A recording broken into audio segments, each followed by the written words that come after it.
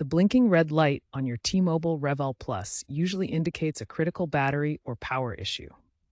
This often means the battery is extremely low, below 5%, or has degraded over time.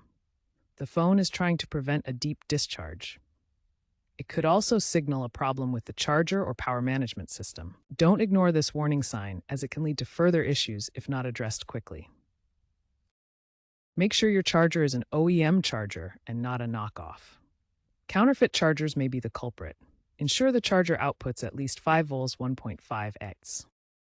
First, try a different USB-C charger that meets the phone's original specifications of 5 volts and 1.5 amps. If charging doesn't resolve it, attempt a soft reset by holding the power and volume down buttons for 10 to 15 seconds.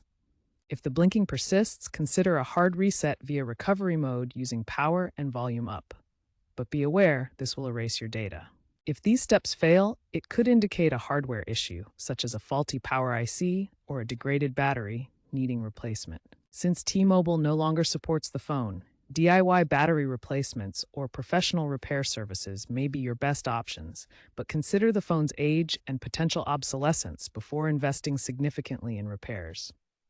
Note, community fixes via third-party guides have resolved 40% of reported cases.